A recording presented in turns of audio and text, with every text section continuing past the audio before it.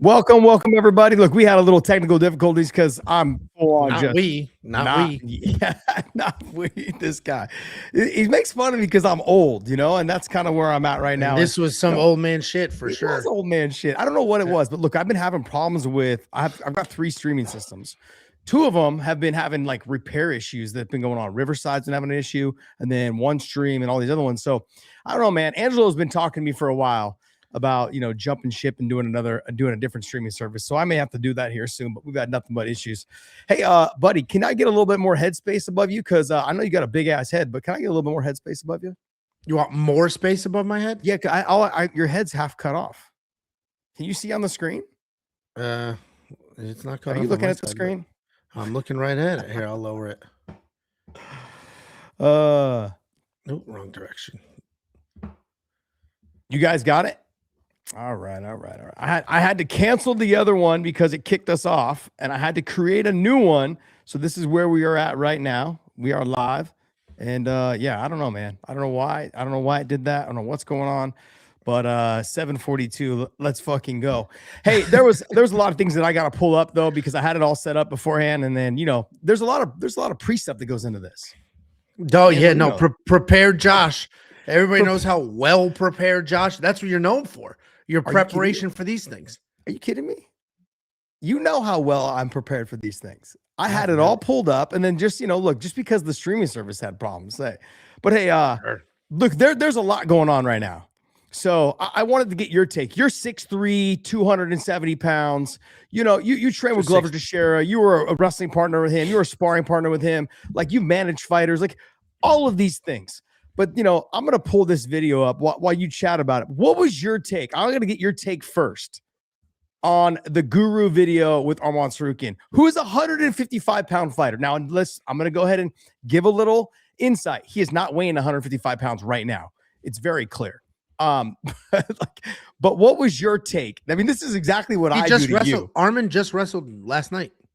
Yeah, he wrestled. But he wrestled us, and I said this. When he wrestled Lance Palmer, he's going to be a lot physically, I think, stronger. He's also younger. He's also a lot bigger. And I think it showed when they wrestled. It was pretty obvious from the get. But he also did a grappling match against Shara Bullet. Shara said that he actually weighed 2 pounds more than he did. Yeah. Yeah. So Arman's big. Yeah, Arman's a big guy, man. He's shorter, not short. I shouldn't say he's short. He's probably my height, 5'10", somewhere in there. And he's 5'10". Bro, you're saying 5'10"? You're not 275, 270? 260. No, we're past the holidays, brother. We're past the holidays, man. You know the routine. We know. So I'm gonna give me a second. I'm gonna pull this video up, and we're gonna have some fun with this. I'm not gonna do it in a mean way, just so we're clear. I know that I probably should do it in a mean way, but I shouldn't be, and I won't, just because I said when John left this show that I was gonna make it more positive. Because John was like the nice guy. He was the negative one? No, I was like the guy. I always had to play devil's advocate. And John has a reputation of being like the nice guy. So I had to make sure that we just kept it that way. Right. So I played the mean guy all the time. And it kind of maybe hurt my image. I don't know what it was, but but it was it was what it was. What was your take on the video? I'm gonna play it here in a sec, but what you saw, let me get your take on it first. Yeah, I mean, it looked like you're probably not gonna get the take you think you're gonna get out of me. It just looked like somebody trying to wrestle that never wrestled before. That's all. I mean, that's all it looked like. He was just kind of running forward, grabbing the head, like never really lowered his level. Didn't try any actual wrestling techniques. That's kind of expected from somebody who's just never wrestled before. Like, it wasn't. I know you were like, this is exactly what we thought he was. I didn't see that and was like, oh, this is bad. Like, he was running forward, just leaning forward, too much weight, got snapped down a few times, smacked to the ground. Like, doesn't know what he's doing, and that's what that looks like. Like, to me, I didn't see that and be like, oh, this is an embarrassing moment for Guru. I didn't see that. That was not my takeaway at all. Go. Oh no, I'm not. No, I'm not saying that. Like, Did you expect more? No, because like, let's be honest. There's been plenty of times where he's like, "Oh man, I'm 6'3", 6'4", you know, I'm a stout man," and like he said that like it's gonna take a couple of them. I didn't get that feeling with Arman. Like, and I know everyone's gonna say, "Oh, it's Arman. He's you know the number one defender, all these things." I'm sorry, but Angelo, I'm a trained fighter. You have trained a little bit. Okay. It's just not going to happen that way. Like normally big guys, you know, but you could tell there's not a lot of athleticism in this big guy. And no, yeah, and the example I used, so you know, Jacob and I fought each other. So Jacob, my co-host over on, I wouldn't really call that a fight. No, it wasn't a fight, but we did boxing and then we did grappling. So it wasn't like an MMA fight. But anyway, he's never done anything ever. He's just naturally athletic and he's in great shape because he works out all day, every day. But he's just naturally athletic. When him and I like went to the grappling piece, he didn't know what the hell he was doing, but he shot. He lowered his level, took a shot. Like he tried things. And the only reason he knew to try them is from watching fights, breaking down tape, doing all of that. And he's athletic enough. So he was athletic enough to be like, this is what it looks like it's supposed to happen. And he tried. That's not really what happened here, right? Like it looked like Guru was just kind of grabbing at the head, grabbing hands, and just trying to be strong. If you don't know what you're doing, you're gonna get snapped down. You're gonna get pushed around. Like, yeah, I think the takeaway is like, yeah, definitely a bigger, less fat dude than everybody thought. And that came to head last year with the Dricus picture, but he's bigger than people thought. He's less fat than people thought. Like the whole basement dwelling fat. That's out the window. He's not in a wheelchair either, by the way. That was never real. That was like he would say things like controversial things and people would go for his head. And then other people were like, dude, you can't talk to him like that. He's in a wheelchair. Like it started as a joke and then it like got its own legs. But I would definitely say this doesn't strike me as an athletic person, but I mean, what is supposed to happen here? I am bigger, stronger, faster. I'm not taking down Arman Strickland. But you think you could take me down? I'll take your dumbass down. Well, because I'm 50 years old. 10 out of 10 times. And it's so crazy that I'm older than you. And because you look so much older than me. You're itty bitty. I could fit you in my pocket. I've lost a lot of muscle since I've gotten older and had kids and living the good life these days, right? Look, let's go ahead and watch this video. Let's get a little takeaway from the video. Let's see what people think. Started go. Come on, girl. Come on, grip strength. Yeah, like just not fighting for hands. He just doesn't know what he's doing, and that's fine. Why would he know what he was doing? Why would he know? You hear the guy on the side goes, "It can't be that bad." 40 seconds. Even 10 minutes, brother. Yeah, he just kicking his hands back. He's just. Hey, dude. Let me go on a single leg. Let me go on a single leg. That's like that's the most beta thing I've ever heard someone say in the middle of a $20,000 bet. I'll take you down in under a minute. He was very much like, come on, man, just give me the leftovers. Give me a chance. Give me a leg. Yeah, just a good old-fashioned snap down. This is not a great look, but I don't think this is like the, 10. I don't know. 9. Oh, my gosh. 7. 6. 5. 4. Yeah, like just a football run. Like, yeah. Look. I got the single leg. Did not get the single leg, bro. Oh man, this is great. I'm sorry.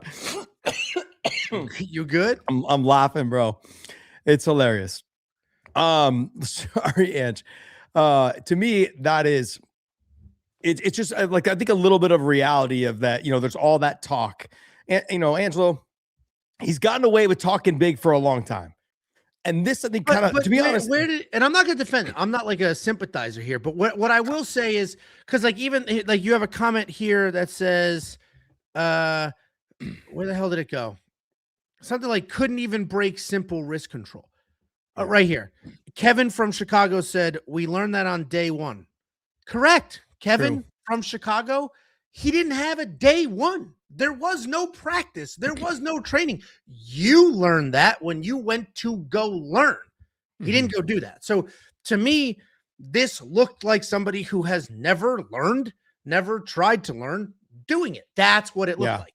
Now, if it were me, right, somebody who wrestled forever, competed a million times over, and I run my mouth, and then I went out there and that was me, wildly embarrassing. You're a fraud, like 100%. But for him, somebody who's never done it, never tried, never trained, who cares?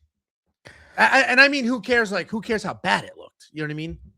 Yeah, that's what it's supposed to look like. The dude's never, that's like, put me on ice skates and then throw me in a hockey rink and be like, look, loser can't even skate to the side. That's the first thing we learned. What do you mean first thing? I didn't get the first day. This is it. This is the first day. This is, let me show you another one. These are his kind of like his comments afterwards. What are you, let me see. Let me pull this up on this side here. So I'm trying to figure this out here. And so basically his comments were Islam Makhachev could barely take down Arman Tsarukyan. No, he did not. He took him down several times. He foot swept him a bunch of times as well. But look, no chance in hell I'm scoring a takedown or even getting to his hips against the number one contender in the 155. Anytime I went for anything, he just dragged me with my own momentum. Well, that's a snap down. Yeah, I mean, of course that's what happened. Yeah. Knew I was cooked, but had to try anyway. Fuck it. Look, no way am I going to give him credit for just trying. That's not what we do. That's not. We're not giving out participation trophies around here. Okay. And this wasn't actually like this was content, meaning you can get a participation trophy if you did an MMA fight and got the shit kicked out of you. It's like, well, that was real. You went out there, you tried. You guys. This is like, well, you're fucking around. It wasn't even a bet. A bet is I could lose and have to pay you. It wasn't a bet. It was I'll give you money if you could take me down. So yeah, certainly no participation trophy. It was a content, and it did what content's supposed to do: go viral and get people talking about it. I mean, does this you were talking earlier? I feel like this humanizes him a little bit, but do you not agree? I think, of course, I think anything you do outside of what you normally do humanizes you. Like, that's why I film the vlogs. The vlogs are the most expensive content I make because I have to pay somebody to edit it. I don't have those editing skills. Those hours of you just picking your nose. It's literal hours of ridiculous footage. I have to pay somebody to edit it, and it's a pain in the ass to film. I'm recording all day, every scenario, different angles. And the views are awful. Like, compare one of my breakdown views to one of those. The views are it's nothing. But I do it to human. Like, I am a person. Yeah, I sat here and I thought this fighter was going to win, and then they got knocked out in 5 seconds. Bad on me. But look at this. I'm a human being. So yeah, I 100% humanizes them.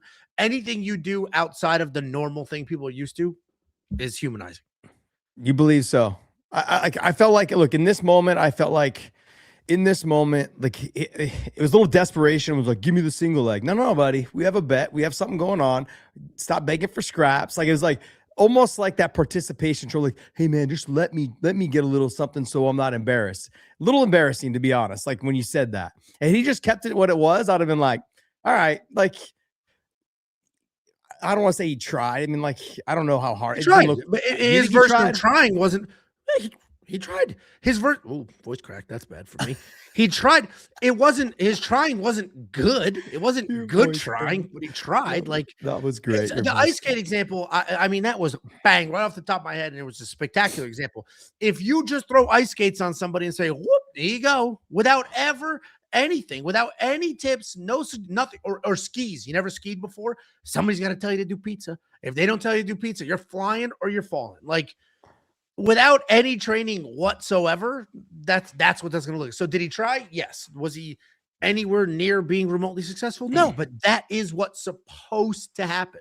If he took down Arman Tsarukyan, this sport is a fraud. Yeah. The whole sport is a joke. And not because, oh, Guru, because how does an untrained person just show up and do that? That's crazy. Yeah. Yeah. So you're not giving him any credit for just the effort. Neither am I. You're not. I am. I'm not giving him credit for. I'm not giving out participation trophies. You either did it or you didn't. I'm not gonna watch that and be like, wow, good for him, because he made money and it was incredible content and he went viral. Yeah. Like that was the goal, and goal accomplished. Yeah, I'll give him what I will give him credit on is that he went ahead and allowed himself to be humanized, because for a lot of people their ego gets in the way. I think, I mean, I saw him. There was a clip also too going around of him shooting a basketball. The dude's very he's not athletic at all. Sure. Like a couple air balls, just you got to see that he to never me, handled. that's actually the number one way to tell if somebody's athletic or not is watch them shoot a basketball, and you'll know immediately is that person athletic or not. Like, just even watch any movie with Tom Cruise where he throws a baseball with his kid. What is this, dude? You can't even throw a baseball? That's tough. I think I think where I'm getting is there's going to be a lot of fighters going to come out. They're going to talk trash, but it keeps them in the news. Okay, I'm not here to talk trash about him. Look, I don't know him. I've never met him. He's put out some stuff on me a couple times. Even John. Bottom line is I'm not going to give him credit for hippies. Whatever. Like, this guy said Angelo is sympathetic to this clown. Sympathetic to what? There's no sympathy required. Sympathetic to what? What am I sympathetic to? Like, I'm not gonna sit here. This guy absolutely fucking. Of course, you don't train something, you're bad at it. Like, that's the world. That's literally the world. I mean, I guess. I mean, like, look, I think what it is that people want more. They want more of a reaction from you and from other people based on the fact that all the shit he's talked over all the years. Well, that's a separate argument. Now that becomes a separate argument. Now the argument is, can somebody who's never done this talk about us like that? Can somebody who's never stepped in the cage? And once you have that argument, like, and some fighters have said that, not even just about him, but in general, like, unless you fought, you can't possibly talk about fighters. Like, well, that's outrageous, because how many NFL coaches never played football at any real level? How many Tyson's early coach, was it Angelo Dundee? Never actually boxed ever. Okay, but you're talking about coaches versus people talking trash as an influencer. There's a big difference here, buddy.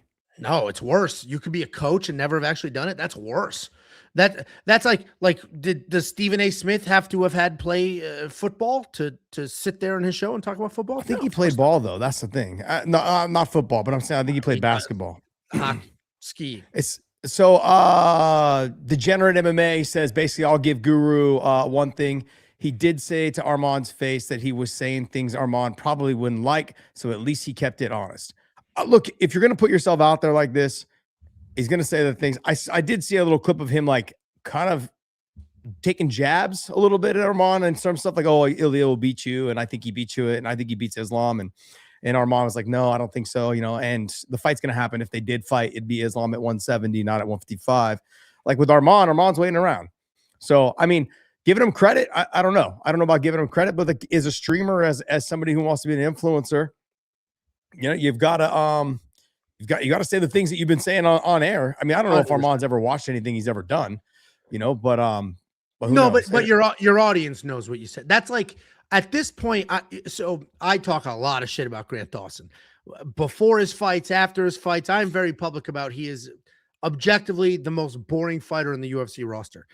And if I am doing a live stream and Grant Dawson shows up and I'm like, hey man, oh, you're so exciting, I'm the biggest fraud in the world, and everybody will know it, whether he knows the things I've said or not. Everybody that watches knows. So to me, Guru not being able to take down Arman and getting snapped down to his face 5-6 times and not looking great doesn't matter to his quote unquote image at all. Now, if he went there and he was like up Arman's ass, and I didn't watch any of it, so I don't know, maybe this did happen, and he was up his ass and like drooling all over him and like just acting way different than what he has ever said, then that's like, that's a bad look. And then that's when your audience will turn on you. Like, you're not a real person. As long as you're real, I could be, maybe I'm wrong, I don't know much. As long as you're authentic to who you are, people like you. There's the people going to hate you, but people like you. Once you're not authentic anymore, then the people who did like you don't like you because they don't even know what there is to like or not. And the people who already didn't like you are now validated. Like, this is not a real person. Everything. He's not real. I disagree, because I've heard a lot of people tell me about Neon, and it's actually been kind of put out publicly. Like, he came over to someone's house. I want to say it was like Mickey Mace, the gambler guy, said Neon's going to be here. He walked to every single person that walked into the house. And he told everyone, he goes, hey, when the cameras are on, and when we start at 3:30, basically I'm going to go into character. So if you don't want me to talk to you or be rude to you or anything like that, then I'll just avoid you throughout the filming. So he's not authentic. And you find that with a lot of people. I've heard that about Colby Covington. So he's playing it up, meaning he's meaner on camera than in real life. Yeah, he just says really. I've never seen any of his stuff, but yeah, I've seen some IG stuff and some X stuff that was put out, basically saying like he's not that. That's not who he really is. Like he walked up to every single person that walked in the house. Hey, I'm gonna go live at 3:30. Camera's gonna be on. If you don't want me to be caught in the crosshairs, then I'll avoid you. If you tell me now that I've met you and this is who I am, I'll go into character. It's probably easier to go that way too. Like he's actually a nice guy in real. He's a nice guy in real life. Other than like what happened with Ellen. Ellen got canceled because apparently she's a nightmare to work for. Did you not see that coming? Holy shit! I don't know. The hell do I know about how she is when the camera's off? But finding out somebody is a complete asshole. Like, dude, I had that moment with Cowboy Cerrone. And maybe it was just a bad day. Dude, maybe it was just a bad day. But like we were at UFC, I forget which one, 303 with Alex Bejeda, whatever. Jacob and I went. We did the VIP thing where it's basically the same price, and you get a whole lounge. There's free food, unlimited alcohol, and they'll bring fighters in to just hang out. Hanging out and this is a monster event, International Fight Week. Jan Blachowicz was literally just having beers, hanging out. Brandon Moreno just having beers, hanging out. Shara Bullet was there. He was kind of mobbed. Some fighters don't interact with people. They'll just stand there for pictures. Cowboy Cerrone walked it. They said he was coming, meaning he was scheduled. They paid him, I assume. They said he was coming. He walks in, and I don't really care about like having a beer and just hanging out with Jan Blachowicz was far cooler than like taking a picture, just like stand there kind of picture type thing, right? But anyway, Cowboy Cerrone walks in. They said he's coming. People are fucking ecstatic. And he just walks right past everybody, goes to like this gated off area, eats some food, doesn't even look in anybody's direction, and then leaves. And everyone's just like, what an asshole. Like, what an asshole. So like that type stuff, like it's to find out that like who's the meanest fighter on the roster. To find out the meanest fighter on the roster is actually a nice guy, like actually Colby Covington, is probably not a bad deal. But finding out somebody who's like nice and like cool and that you think is cool is just kind of it's like, no, it sucks. Have you ever met anybody that you outside of college? Like, have you met like a football player or a basketball player? So I don't think so. No. I met LL Cool J. Couldn't be nicer. Awesome, man. And I met him in a parking lot. Dude, I met LL Cool J. We were leaving a Mets game, just me and two people. And we were walking through the parking lot in Queens at I think it might have been Citi Field at this point. And he's just him by himself is walking. We're like, LL Cool J? He's like, yeah, man. Couldn't have been nicer. Like the nicest guy on the planet. And then we just kept walking and he kept walking. Let me tell you a little tidbit on LL because I did some shows with him with NCIS LA, and I was on that when I was on that show. Chatted up with him for a bit, and he's like, we was doing an MMA fight scene, and Big John was there, Gilbert was there, I was there, Kung, a bunch of us were there, and he's in the MMA fight, but we noticed he's wearing like those ninja booties that have like the rubber sole, and it's got like the prong toe. It's like your big toe goes in and your four toes go in the other one. And so he's wearing like rubber booties. And he came out and I was like, what are you? I said, why do you have those on? He's like, I have it in my contract that I never show my feet. And I was like, why? He goes, my feet are fucked up. He's on my feet are fucked up. He's like, I got the ugliest feet. I was like, oh shit. I go, it makes sense. You don't want someone seeing your feet. Gets in the camera angle. Degenerate MMA has another one for $4.99. I want to thank you so much for the $5 $5 super chat. It says MMA Guru even said on Tim Welsh's podcast that he'd box Quentin when he's 50. And I don't think that goes well for him as well. Oh no, he gets destroyed by Quentin. Dude, Quentin will fuck. Even if you're kind of decent, Quentin will fuck you up. Yeah. Like he's definitely slower at his age, but he's not fat. Yeah. And you don't lose your power. So Quentin always had a pretty good defensive. He was pretty defensively sound also. In terms of he didn't take a lot of big shots when you stood and traded with him. He had always had a high guard, and he actually stayed pretty tight with his combinations. Like Chuck had a low guard, Chuck Liddell had a low guard and kind of was winging his punches out wide. Certain fighters were that way, right? Like Shogun would walk forward with like 1-2, 1-2, 1-2, and then if he landed anything, he'd rush you a little bit more with different types of combinations. But look, it wouldn't go well. It just would not go well. Even if he was fucking 60. he would still put it on you. Have you seen that video of the old guy? He's got sweats on. He's like probably like in Russia. He's got sweats on and a hoodie sweater. He's got the towel around his neck, and the young guy is like laughing that this guy wants to spar me, and the old guy fucking knocks him out. Yeah, I thought it was great. Just chasing him around the ring. Legendary. Look, I think those type of things kind of make him they make him normal.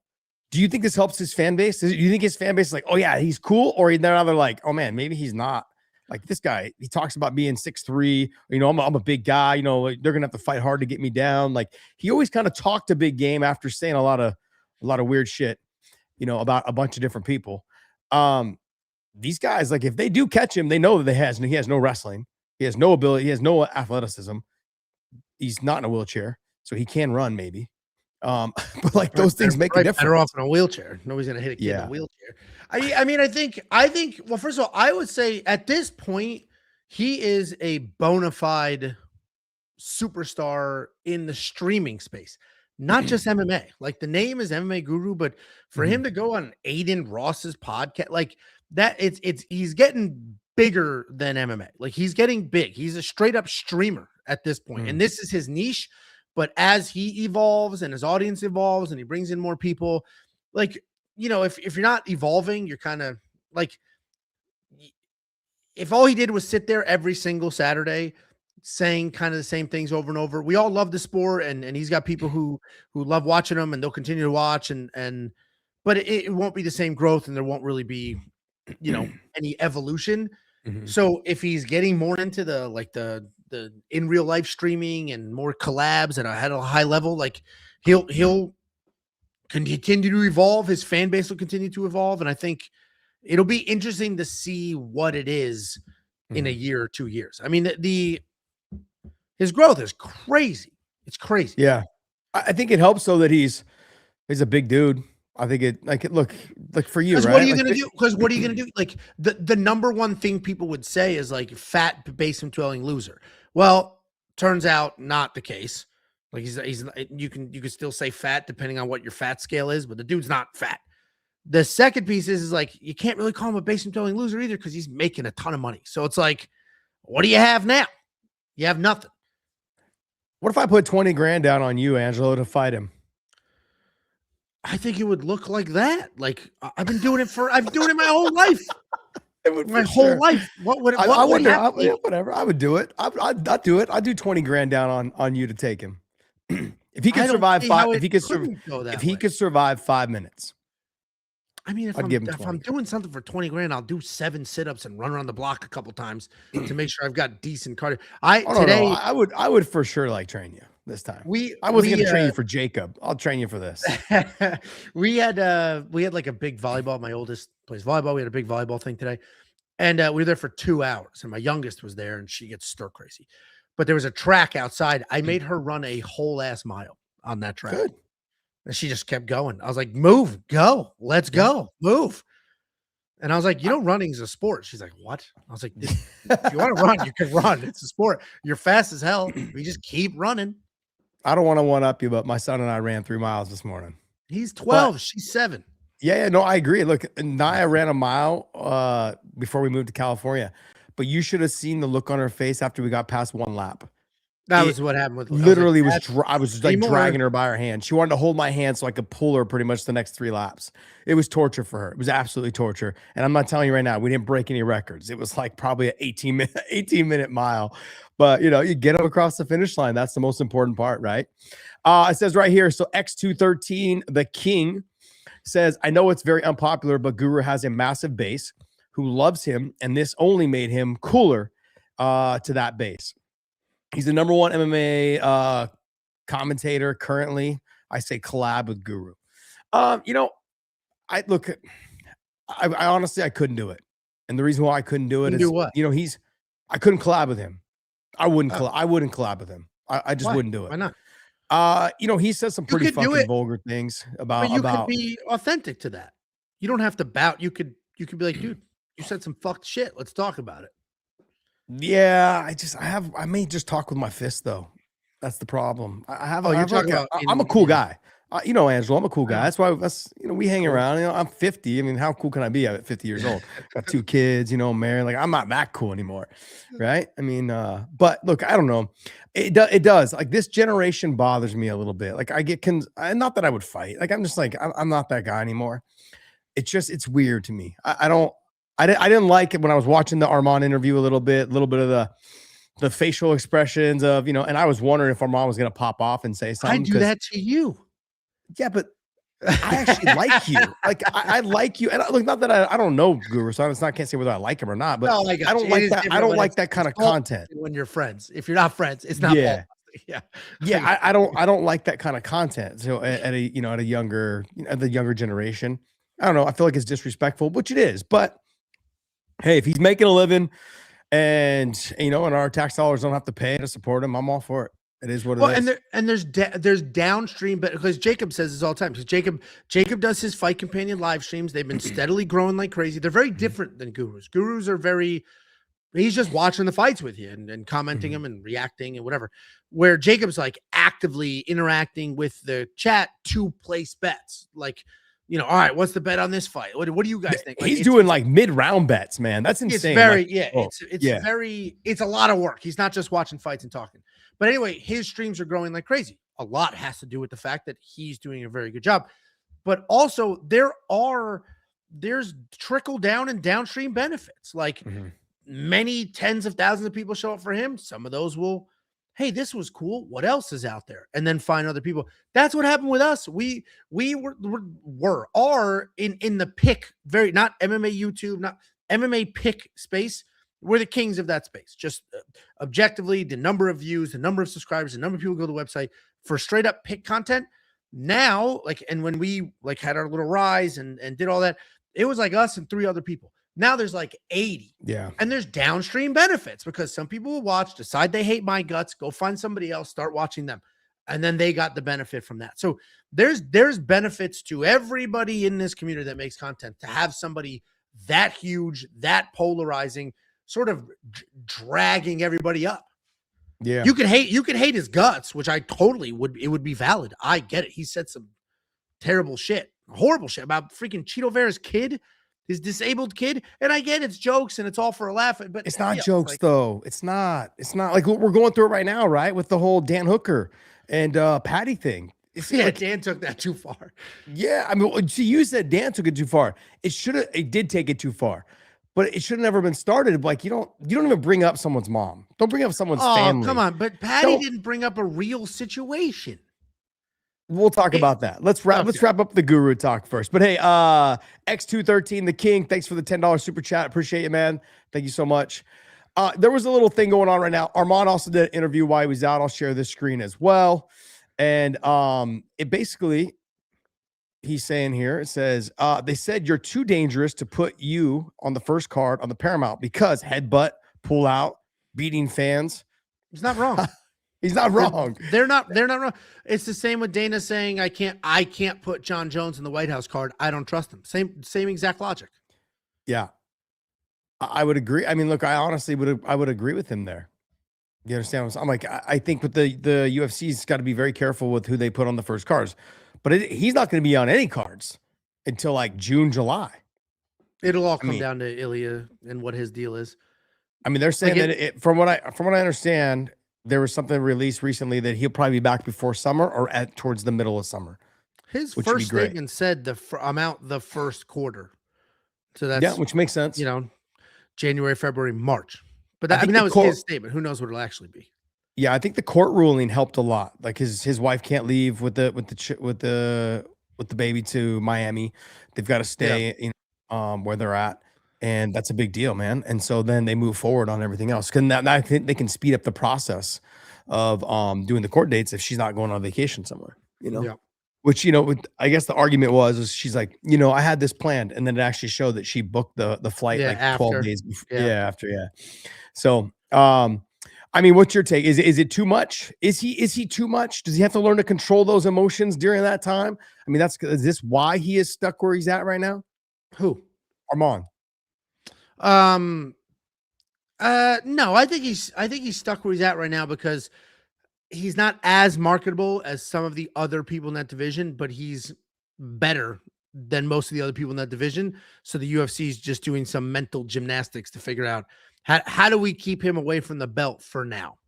And the UFC doesn't hate his guts. They tried to get him, they gave him the Islam fight. They tried it, he blew it. It was 100% his fault. Fine. The headbutt thing, I think that's reaching.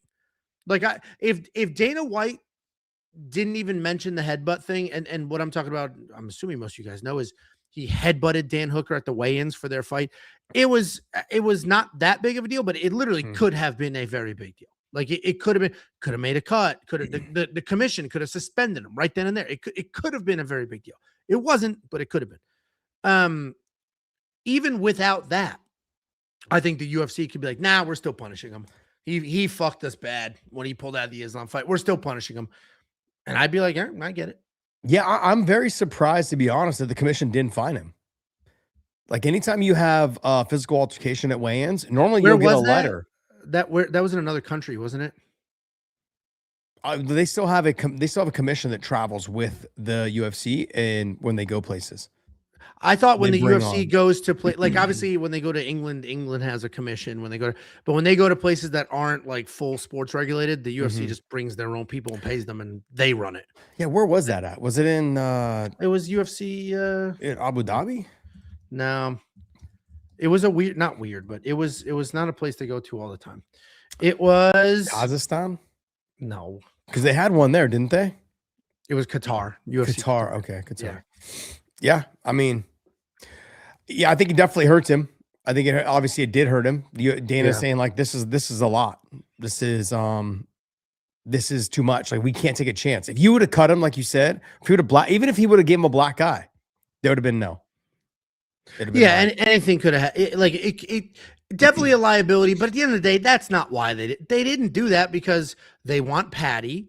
He's objectively more popular than Ilia Topuria is, and Justin Gaethje kind of hostage his way into it.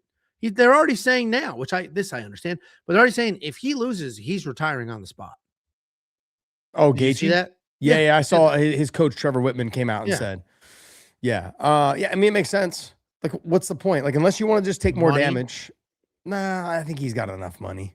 They've been paying him pretty well. Think so? I mean, he's 36, 37. Like, that money's going to last. No, I know.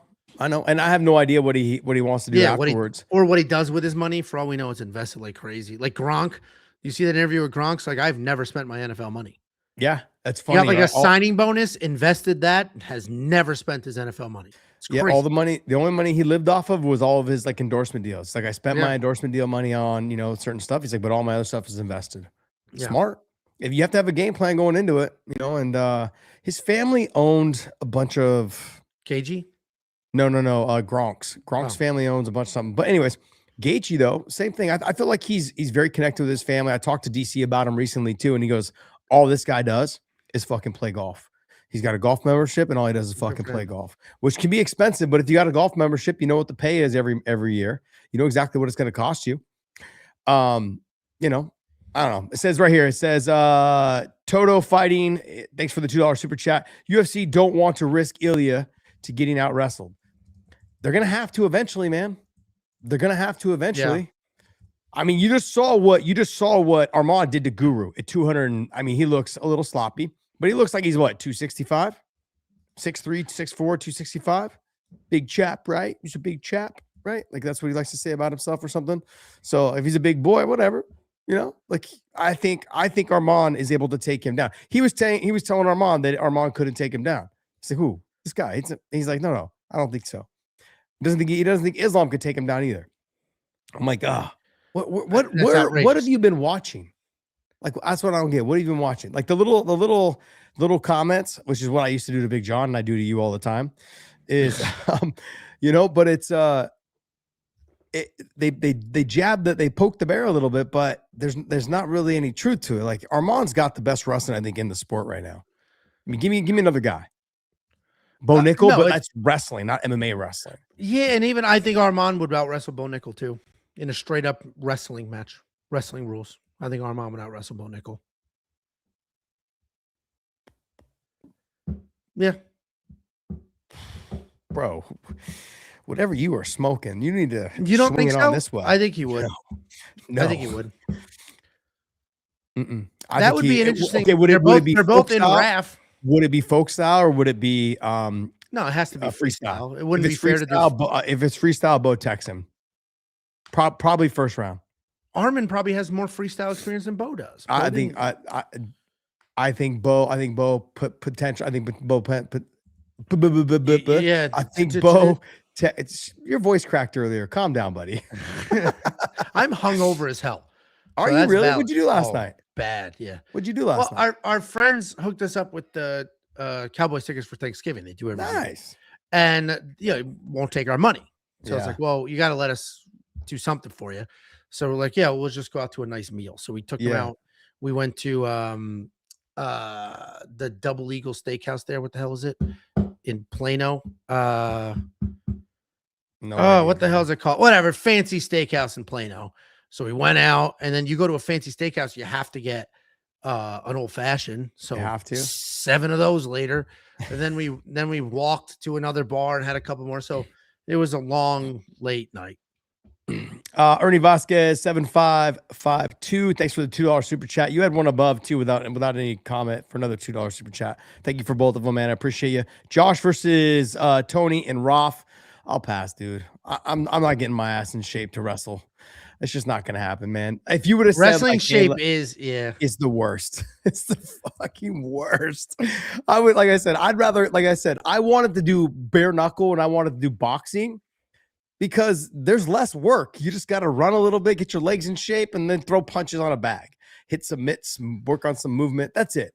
Like you wanted me to wrestle. That's No, just- wrestling no. shape's a whole different, it's annoying shape. brutal. It's That brutal. this RAF stuff is actually getting sweet, but hold on, let me back up. There was a comment here. The reason I looked distracted is I was Googling to prove this guy fucking wrong.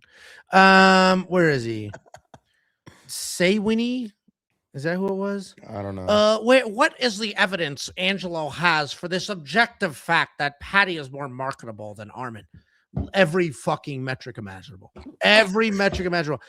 Total number of social media followers. I think that is quite literally the #1 metric for a popularity contest. He has almost double the amount of social media followers, almost double. And then when you run down ratings, and it's a little hard because comparing a Paddy card and an Arman card, like there's not a direct alignment from, champ, stuff like that. His views are higher. And if you don't believe me, just search it on Google AI, which is what I just did and put together. Paddy Pimblett is objectively, it's an objective fact, more popular. He has more social media followers, which is literally the measuring stick for popularity. And then on top of that, more total views on events that he was on. That's a bit of a skewed comparison just because It is. he's, they're on different types of events. But yes, that it's a fact. Paddy Pimblett is more popular than Arman Sarukian. More people know his name, more people watch his fights, more people follow him on social media. It is what it is. I don't know why. I don't even know why that's not even a crazy thing to say. Everybody knows that. Yeah. Everybody knows that. So I don't know why fucking the slapdick Saywini over here is complaining about that. That's a crazy thing to complain about. I say a lot of dumb shit. That's not one of them. Do you think a little bit has to do with Arman just doesn't care because he's rich? A lot of people are talking about this right here. I just said Steven7738. Arman doesn't care because he's rich. I don't. That's you say that shit all the time. Like he's obviously a competitor, and he's competing in these wrestling tournaments 2 times in 2 weeks. Like he is very clearly a competitor. He 2.5. He had the one with Guru, which I would consider like a half. It only took he wrestled at RAF and then he wrestled Sharp Bullet. Oh, Sharp Bullet. Yeah.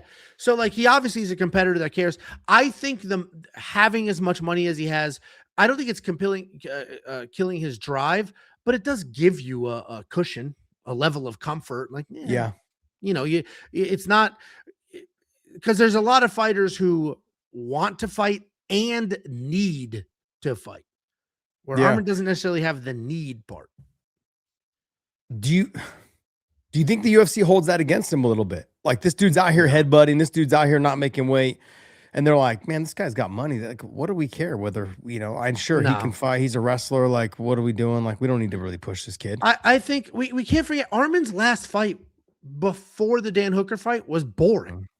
And a lot of his fights were boring. So it's not like Arman was this wildly exciting guy. He was boring. Go watch his fight versus Charles Oliveira. Got takedowns, stayed defensive as he sound. That was it. That was his first big time fight, though. I know his first fight was Islam Makhachev, but like his first fight in the UFC ever was Islam. He didn't have a chance to really absorb the fact that Islam was who he was, right? It's like, oh, whatever, I'll just do my best and go out there and fight. But Charles Oliveira was the first like big time fight he'd ever had. So I can understand a little clam up. I have no problem with him being boring. I'm just saying, like, so he was boring. So now the UFC has this guy that's beating people, kind of boring. They don't necessarily know what to do with him. The Dan Hooker fight was very different. That wasn't boring. He was a different person. So, I think he's working his way back into their good graces. But I think what they were holding against him is he's not wildly popular. Yeah. And he's kind of, has been boring in the past. There is a difference, because the other argument that Simony was making was, you could see the fans were pissed. The fans being pissed about the matchup is still very different than actual views. It is still very different. Very different. Like people being like, this matchup doesn't make any sense. He should get the title shot.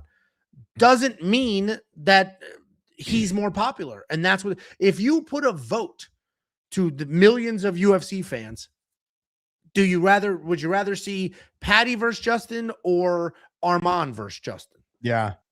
People would vote Paddy. So outrage over the matchup and stuff, that's what MMA fans do. We get pissed and annoyed at shit. This is true. I mean, like, I don't know. I think for me, honestly, he's extremely talented. He's got a drive that most people don't realize. Like, to be rich and come from a rich family and a stable family. Like, a lot of these guys come from, even though a lot of MMA fighters, they don't get the credit, they're educated. But a lot of them still come from broken homes, even having gone to college and wrestled and have a degree, all of these things. They still come from broken homes, single mother home, single father home, whatever it is, right? Like, I mean, like for me, I grew up pretty much, my father raised me, so it was just my father and I. My brother and sister stayed with my mom, but it was me. It was me with my dad, and that was it, man. Like, my dad would work all day until fucking sometimes 11 o'clock at night. And me, I'd be fucking taking myself to soccer practice, taking myself to wrestling practice, getting my way home, doing my own homework, like just having to grow up a little bit faster and realizing that he didn't have to do that. And I don't want to say it's a cushion, but it's a sense of like, no matter what happens, I'm good. So I can I can go out there, do the very best I can. I can train hard. I can push myself. And you know what? And I have the comfort of knowing that no matter what, I'm good. Whereas every single time I fought and I had a check that came in, I was like, all right, look, the camp's paid for.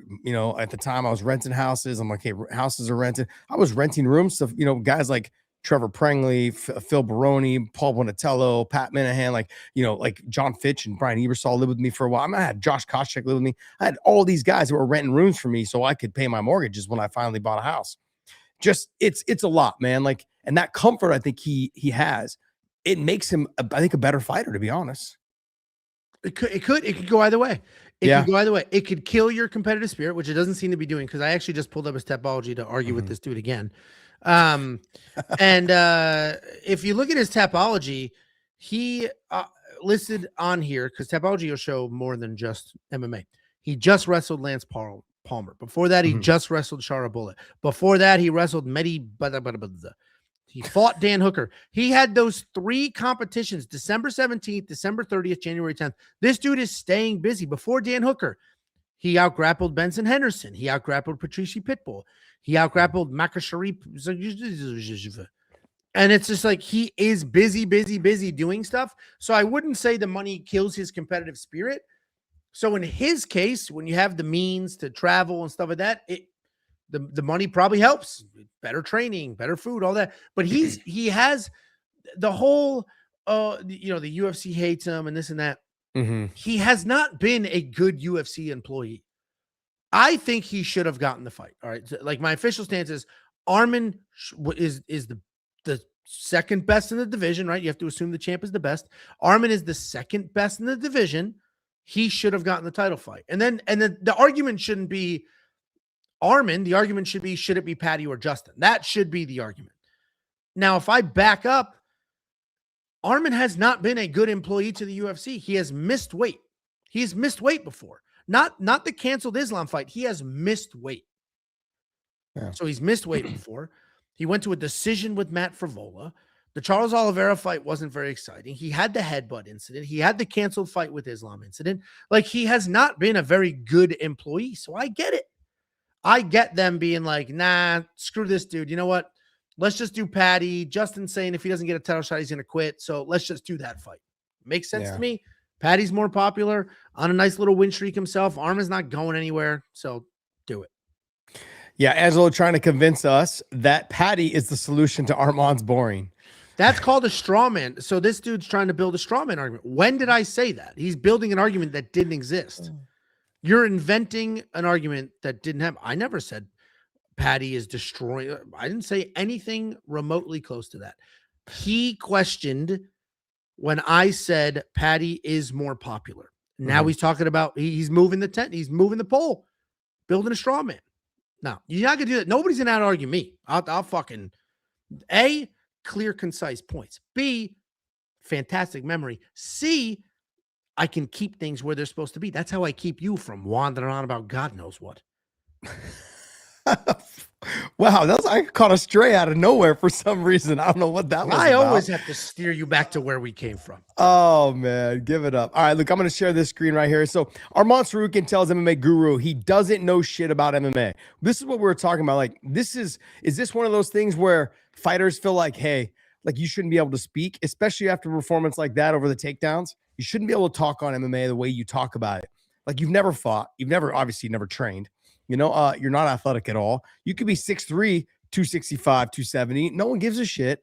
If you can't, like, there was no entry. There was no like hand fighting. There was no like trying to get on the head. No, but he's over here saying that after he said that Topuria beats Islam Makhachev. He's like, you don't know shit. So I'm going to pull this up real quick. Share saying this screen Topuria beats Islam. Now, I don't think so.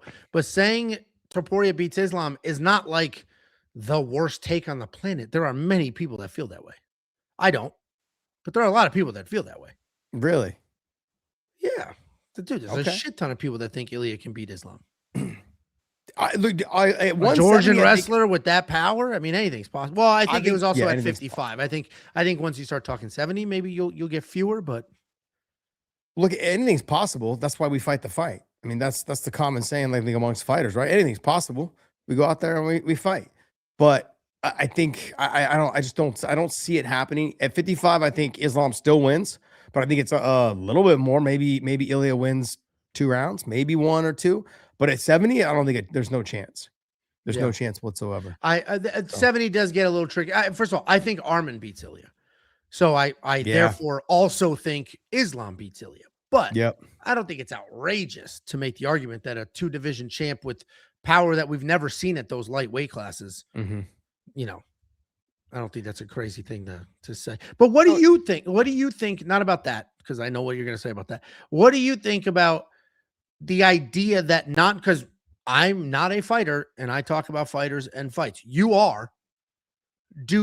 Are you in the camp of like, unless you've done it, you can't talk about it? Or it's like, no, like every other sport on this planet has analysts that have not done it.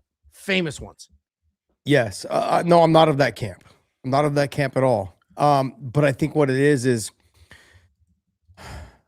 like, if you go back and listen to Joe Rogan in the early days, he was not great. You know, he was not great in these situations. You understand what I'm saying? Yeah. So there's that. And then as time went on, he got more familiar with the fighters, got more knowledgeable of it all. And then I think John Anik too, he's gotten so much better from the first time he did it to not. Do you understand what I'm saying? Like, there's so much that that these guys learn along the way. So if he's able, all the fights that he's watched and it goes for anyone. Look, what's the guy, Stephen A. Smith? Remember he got crucified on the Cowboy Cerrone and Connor fight. Because I went on the show, I went on Rogan's show that like the couple days after that, and we had a conversation about that, and it was like that was the headlines across it all. And then Stephen A. came out afterwards and goes, "If Joe wants to talk to me, he knows how to get a hold of me," and this and that. And Joe's like, "Okay, whatever, dude." But that's different to me, because I agree. So to me, you don't need to have done it to be able to talk about it, but you need to know what it is to talk about it, and those are very different things. Because Stephen A. Smith didn't know what the hell he was talking about. Yeah. He had no idea what he was talking about. That was the issue. The issue was never, oh, Stephen A. Smith, you never fought, you never grappled. It's Steve. You don't even know what you're watching. You're saying words that don't make sense. Like you're saying things that aren't the actual things. So he just wasn't informed. So getting ripped apart for not being informed is different than you never competed. So you can't, you can't talk about this. Yeah. Now, you can say if you're Arman, oh, Guru, you don't know shit about MMA. We'll have a debate. Yeah, I mean, I disagree with it. I think he knows. I think he knows just as much about MMA as anybody else who watches it religiously, and that's a lot. Look how many. Let's leave fighting and just football. How many people know a shit ton about their favorite football team, the plays they're going to run, the plays they have run, what works, what doesn't work, the defense. You can't say that person doesn't know shit. Yeah. I think, look, the more knowledge they have and the longer they've been watching it and they have insight on it and all these things. But I think, look, when you see this, you see the performance of it, you see like, okay, look, I think like Luke Thomas, right? When I just interviewed him recently, just a couple days ago. I like He's Luke trained. a lot. So do I. Oh, man, I don't know where did that come from? Like I said something. I'm just throwing No, it. I was like, where did that? You just tried Josh, me right you better in, not. Right You better say no. Just you just straight up just like I like Luke a lot. That was just random out of nowhere. I didn't ask you, but whatever. It explains a lot. Shit, I totally lost my train of thought. But you're saying he was trained? Yeah, so I mean, like guys have trained, right? Rogan's trained. He's jiu-jitsu. He's got a black belt, and Kenny Florian's trained. I know he was a fighter and everything like that, but like there's guys that have come up in the rankings that have trained, and they get a better understanding. Every ref has pretty much started training now. Mike Beltran's got a black belt. Jason Herzog's got a black belt. Herb Dean's a black belt. Like these guys have all trained. And like they've all put their work in terms of understanding where the submission is. What's that? Herb Dean fought. Yeah. I mean, Andy Foster, who's the commissioner of California, he's fought. Yeah. He's trained, he's fought, he's got fights under his belt. I think it's very important for these guys to I think if you're gonna have these kind of conversations, if you're just gonna be a streamer, which Guru is, and I think that's where we're at, is that where Guru is right now is that it's very obvious that he's not a trained fighter. He's not athletic. He's a big guy, big body frame, and he likes to talk. And he finds a way to get your attention, which is fine. Okay, that's not my style. I want to talk the X's and O's of the sport. Okay, this guy does this guy does that, this female does this, female does that. That's more of what I'm looking for. I love, if you guys go back and watch the commentary that I did, for Fanmio with the Gilbert Melendez, or not Gilbert, but Nate Diaz and Masvidal fight, the interview with Mayweather. I want to talk X's and O's. I want to talk the slipping. I want to talk, the footwork. Those are the things that when I'm watching a fight, that's what I care about. I'm not an influencer, man. I'm here someone that wants to break down fights. You're a little bit more of the influencer market because you're a millennial. So you're a little bit younger, you have that millennial type personality. And it shows. Like, I think I'm the oldest you could be to be a millennial. No, millennials are older than you think. Some 40. Millennials are what? 80, I think 80 to like 79 or 80 there. to it's something like that. Yeah, you're an 80. You're born in the 80s? Holy shit. What'd you think I was born in? The 90s? Shit. I'm in the 70s, so that's a problem. That is the problem. And that explains why this went live, not on the actual scheduled live. Yeah, that's true. This is very true, by the way. And just look, I was trying to explain to people, I go, think about this. When I started fighting, they had cell phones, but it was like the above the rim Tupac cell phones, the brick, like, with the one up antenna. Yeah. They didn't even have it, but it was just like a block, or like you had to carry the phone around in a box. And then the Zach Morris phone. Was it Zach Morris? Do you know who Zach Morris is? Yeah, I know who Zach Morris is. The Saved by the Bell kid, right? Yeah. Okay. I was about to. Okay. No, but he had that giant cell phone where he like pulled it. It was like this big. Got it. But the one in the box was from Lethal Weapon 1. They get out of the car. I don't remember. I remember car phones before there were cell phones. They were built into the car. They were built into the car. And I remember airplane phones too. How the hell that worked? It's crazy. Remember Airplane phones. Yeah, dude. Airplanes had phones in the back of the seat. Really? Yeah. Well, Oh 100 shit! years Yeah, ago. and then you had to swipe your card, and you Yeah. could call. That's right. How that And- worked is crazy. Now you can't call anybody from an airplane, but before you could. I guess you could do Wi-Fi calling, but that was crazy. Yeah. Let me see. I was trying to click something here. It said Guru wasn't even trying. What's your thoughts on that? No, he was trying. He just didn't No, he know was how to trying. try. He just Nothing. didn't know how to try. Nothing there. Yeah, the briefcase. Here we go. We have Kevin. Sorry, my eyes are really bad. Kevin from Chicago, 7635. The briefcase phones. Those are great, man. The old school with the cord. I don't remember that. It was in like almost in a briefcase. You open it up and had the phone and the little touch dial, or the rotating thing. Sounds like a bomb. Some of them were probably used for that though. Oh man. All right, let's you know what? I'm gonna pull this one up as well. Let me see if I can share my screen on this one. Ultimately, let's go. Let's see, share screen here. Look at you sharing screen. I Right know. when you figured the software out, you're Right. abandoning it. I know I'm screwed. Here you go. This is the Dan Hooker situation. Says, you know, I mean, obviously Paddy came out and said Dan Hooker couldn't grapple a rapist off his mom. Just, I don't know. It's taking a jab, isn't it? I get jab, It's but, not. If bring it up, mom. If his mother had been raped, that is a horrific thing to say. But she wasn't. But He wait, doesn't even- but how do you know that? I mean, let's put it this way. He doesn't know that she was. Okay. And that's what it's just a random hypothetical. You know what I mean? That's a random hypothetical situation. So in a random hypothetical situation and a joke he used to articulate a point about a not real situation, it's no harm, no foul. Like he's not actually, the funniest part about that is he says the word mother, but he didn't actually say anything about his mother. He didn't say his fat mother. He didn't say he said nothing about the mother. He just created a situation where he would need to save his mother, but couldn't. That's why, like, the clapback of like, oh yeah, well, your best friend killed himself. It's like, whoa, like, yeah, that's all. That was not a level playing field. Oh, I'm not disagreeing with you at all. I just want to get your take on this. Did Paddy start it though by overstepping? I think Dan read it the same way you did and didn't read it as like this is an insult to the grappling and not actually about anybody's mother. It's just a random statement creating a scenario where you couldn't even save somebody because your grappling is so shit.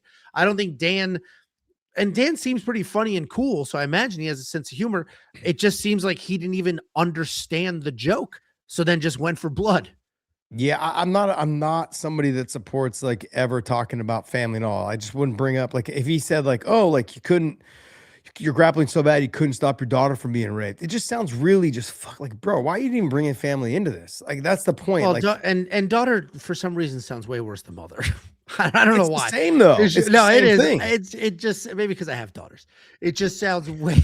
So when it directly affects you, it's a little bit different, right? When you can actually put yourself in that situation, it's a little bit different. It's not. I guess my whole thing is it's not a real thing. It's not a real thing. If that happened to his mother, that's a horrible thing to say.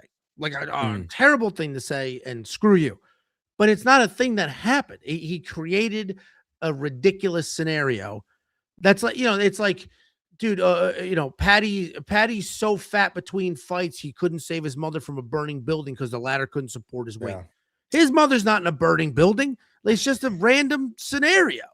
It's the exact same thing. And damn, did I come up with that fast? Good. That was horrible, though. That was very horrible. That's not you're saying a burning building is the same as saying that your mom was raped. It's not the same, bro.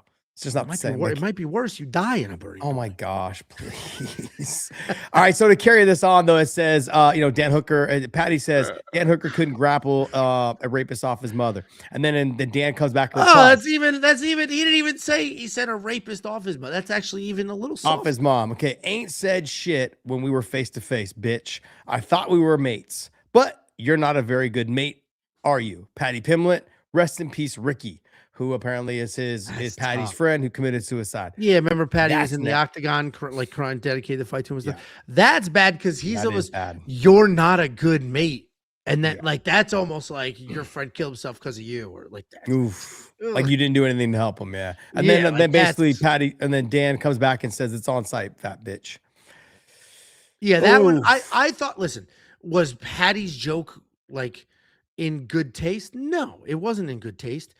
And you know, not the You're wild, dude. did he cross the line? He probably crossed the line, You're but constantly trying to defend this. I'm not the I think it's I get the easiest way to say is you should just leave family out of it, period. Doesn't matter the how it's brought up, doesn't matter anything. What if he said, "Oh, your sister," and he doesn't have a sister? Doesn't even have a sister, and he said that, but with your sister. I'm not gonna play hypotheticals. But Patty did said play mom. hypothetical. That's He obviously. obviously has a mom. But Patty did play hypothetical. That's how his ass got here. Everybody has a mom, dude. Like everybody. I'm not saying it was good or he should have said it. I'm saying that Dan's response was way worse. Dan's response was real. He said a real thing, where Patty did not say a real thing. And people, he talked about his mom. He doesn't even know his mom. Like he just made up a scenario with a mom. But Dan said a real thing about somebody. Patty did not say a real thing about somebody. Dan did. That's where it's like, And Anto Savek, 16, is it 69? Can't see it. Yeah, 89. Josh is right on this one. I got it. I get it. I understand. I get it. Most people know that I'm right on this. I don't know, man. It's one of those things where, I think Paddy overstepped, and who knows? I think it's going to be on site though. Dan doesn't strike me as somebody who's like, oh, let's just be friends when we see each other when we pass in the halls. It's going to be like, walk right up. Patty had no problem. Patty had no problem getting into it with Ilya. Yeah, it was when Ilya was 45. Patty's but I'm saying he around. had no, like Patty doesn't seem like somebody who will just back down. No, and I have friends like Dan, like the people we went out with last night.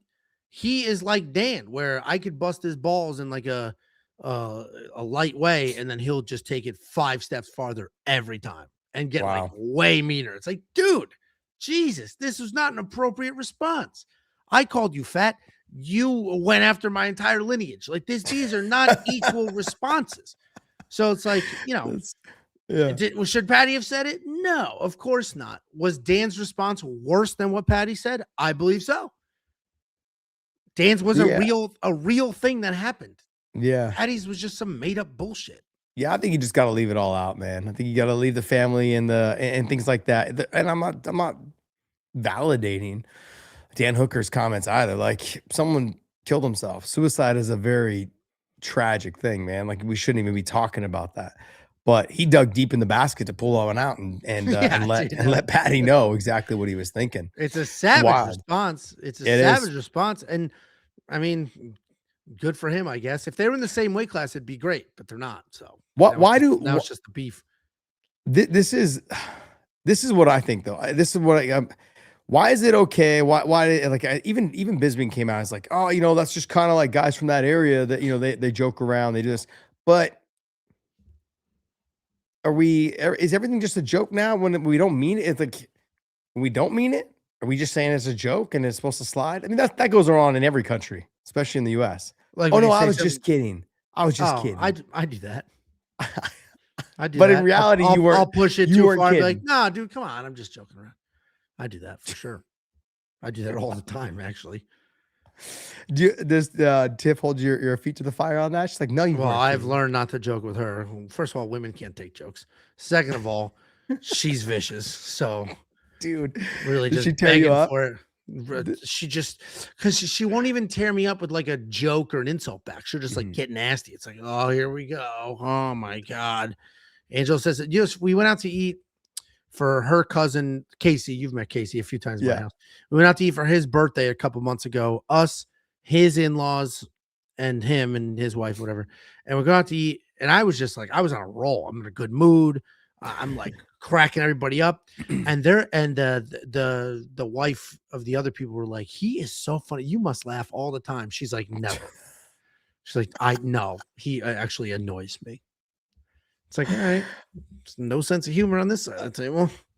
It's difficult, man. Like you get around people sometimes. They're like, look, I've had enough of it. I'm tired. I don't want to deal with it anymore. You know, like I understand. I understand. Like I've learned to pick my battles, and with my life is not one of them. Yeah, Definitely not. agreed. But I did want to bring some up. Have we had this discussion? Have we talked? Have we been on air? Have we filmed the show since you decided to back into some No. Amazon driver's car? No. Like who Pull that video up. I'm very proud of that short. I'm very proud of it. I thought that was well done. Let me see On if Twitter, I can just go find to my this, bro. Twitter.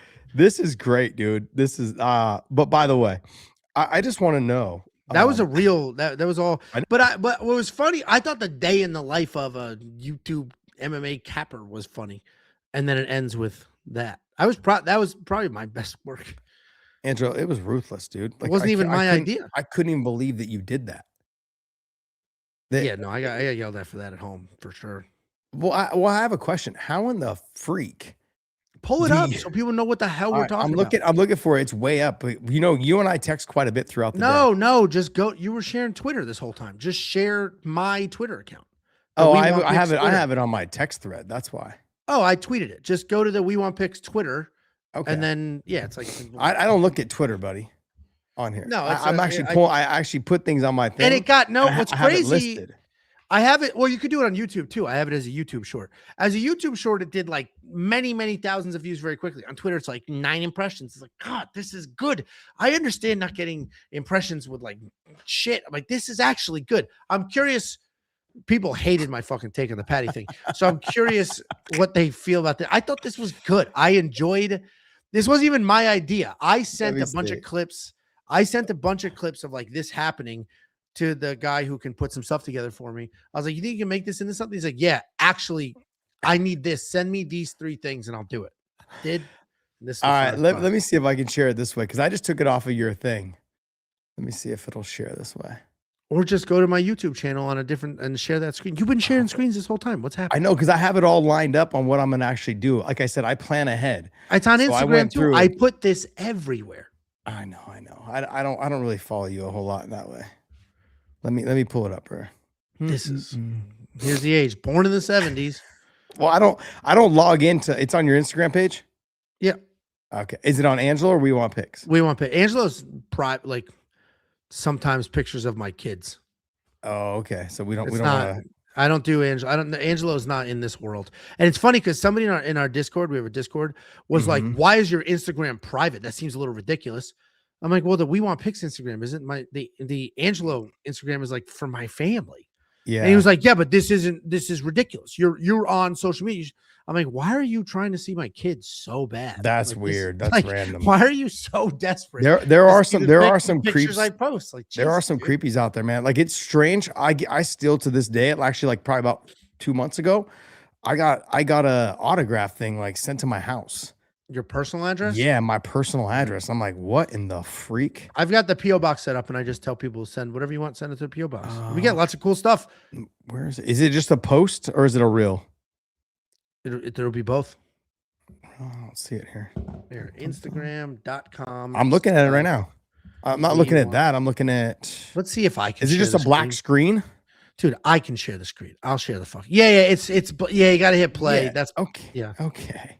Yeah. The very first second of the clip is black. Like you don't even notice it, but that's how it posted. Okay. Let me see. The one. Oh. Now nobody hears you. Yeah. Hold on. Let me try and share it. Let me see if I can share this here. I can share my screen. Go ahead and share it. You do it. I'm over it. Hold on. Yeah, this is over it. But I think it's great. You get this whole. You did this whole video for this thing. Yeah. So let me give you a little rundown. Angelo, no, wait, don't, because the end is the payoff. Okay, the end. You're gonna start with the end, right? You were about to start with the end. Yeah, I was gonna start. I was gonna start with the end. Yeah, and that's the payoff. All right, here we go. Share screen.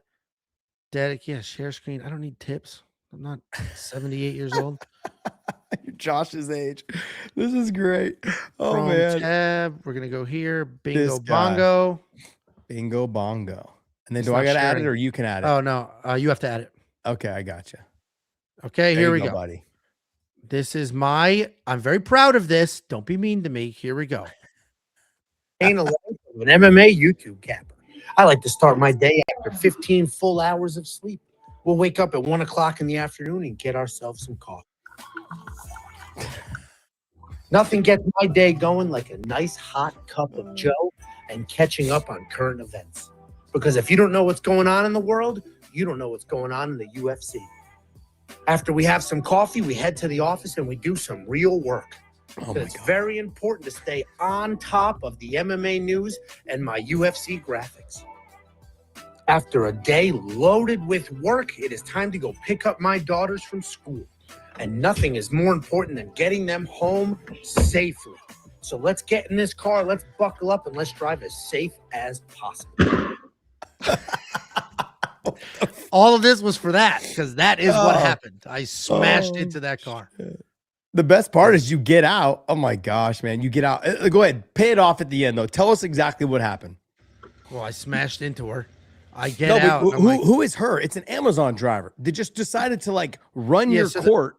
She just parked in front of my driveway, left the car there because I live in a cul-de-sac, left the car there, and then delivered packages all up and down the cul-de-sac, which is fine. Like I don't give a fuck how you do your job.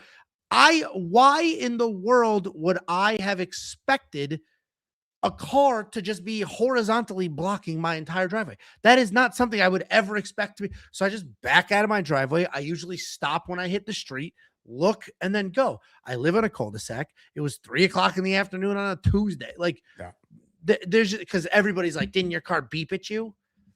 No, the seats vibrate. And I guess I just didn't notice. I just didn't even cross my mind. It wasn't even a thought in my mind. Yeah, see, do you not have a camera? It's all. Oh man. Like, okay, but you don't have a backup camera? I do. I wasn't looking at the screen. I actually don't know how I didn't see it, but I didn't.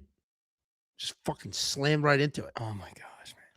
Brutal. Yeah, that was actually like the security camera outside. That was the real footage. What was the conversation after that with her? I got out of the car. That clip ends with me out of the car. And I see her all the way in the other street. I go, I hit your car. And she goes, oops, sorry, I'll move it. And I was like, no, I hit it. And she's like, what? I'm like, I hit your car. Yeah.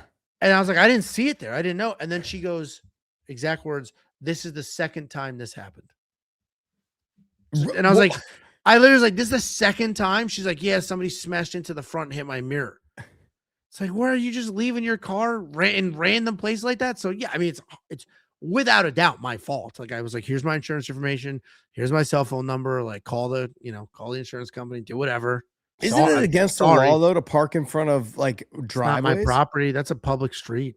I know, but it's still, I think, against the law to park it. You can't you can't block someone's driveways or entryways into like building, or not buildings, but parking lots. I mean, they can give her a $25 ticket, but it's still my fault for slamming into her. Yeah. Might be a little bit more than $25. I mean, I felt bad. She's like, this is a lease. It's like, sorry. Like, I didn't know it was there. Like, why would I ever have thought that was there? Yeah. I mean, it's very random, but like, it's so strange to me that somebody would actually park their damn car like right in front of somebody's. Not even parked, abandoned. Yeah. She was 200 yards away. It wasn't like it was the Amazon driver delivering something to my house. Yeah. It was 5 houses down. I have a little bone to pick with you. I was listening to one of your shows, and you were breaking down the Sean Strickland and Fluffy Hernandez fight. Yeah. And you said that you are a straight up Fluffy Hernandez hater. No. The exact words I used were doubter. I said I've been doubting him for years. I just never feel like he's big enough, strong enough, fast enough. You backpedaled on that though. You got to that level by backpedaling. The first word I said was hater, and then I literally in the moment was like, no, not a hater. I just never have given him the credit for how good he actually. I still am in that camp. I picked him to beat Sean Strickland because Sean didn't love the DDP pressure, and that's what Anthony Hernandez is going to do. But it is still hard for me to sit there. 777 cash now. What is it? 1877 cash now. That was great. Yeah. Cash now. What is it? They'll know.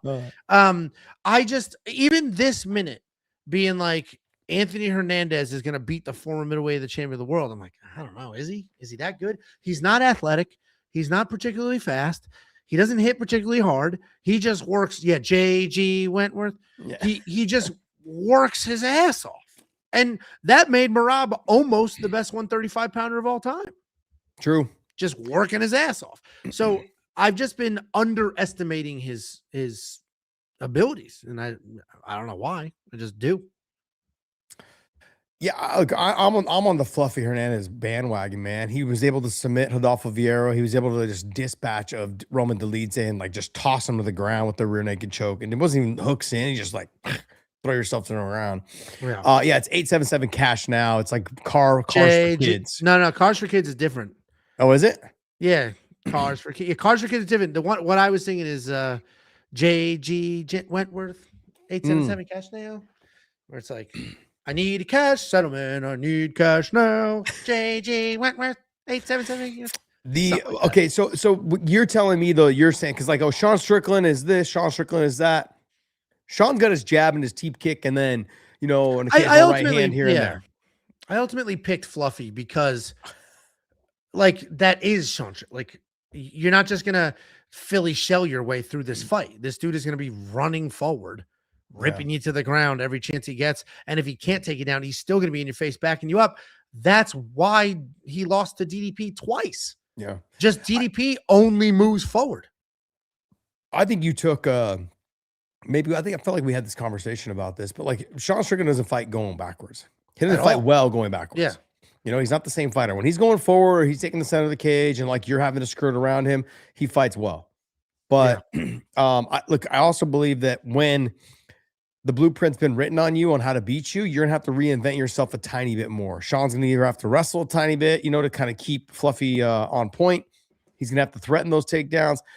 Sean's very good at getting up off of his ass, against the cage. He's good at making sure his back isn't flat on the ground. He's good at making sure that he wall walks, with his back up the cage, stands back up to his feet. He's great at those things. And I think he's tough to hold takedown as well. But Fluffy to me is someone's going to push that pace to make it a very uncomfortable fight for him. Sean is used to that sparring type fight.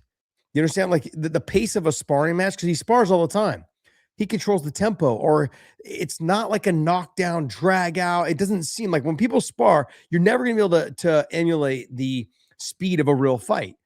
And I get the feeling with Sean, he's so comfortable with so much sparring that he only fights at a sparring pace. When you get a guy that's like, screw you, I'm going to just fucking come at you, he struggles with those guys. And I think that's exactly how Fluffy gets it done. Yeah, it just literally, I think it's relentless pressure gets it done. Because Sean's got great takedown defense, but you're gonna have to keep doing it. Like you're gonna have to keep doing it. Fluffy's not gonna slow down, and it's not like, oh, I'll make him work. It's like you let him work. That's what he does. He works. So it's like it is. The only issue with Fluffy is he's not as active as he should be. But then he's not. And he was doing well, and then he got hurt. Yeah, and I see like Fluffy overrated. That I literally have it like in my DNA that Fluffy Hernandez is not that good, but I just keep being wrong. Like I was like, what's he gonna do to Roman Delidze, world champion no-gi grappler? We're talking different levels. Look what Roman did to Jack Hermanson.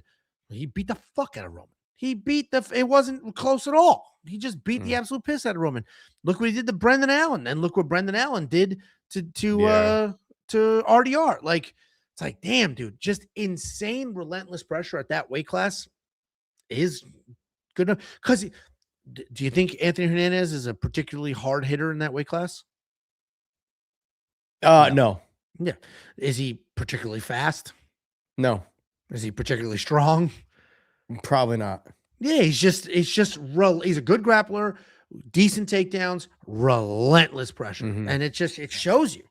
Like he has truly weaponized cardio. He's a perfect example of somebody who doesn't just have like, and this is coming from somebody who doesn't really appreciate how good he is.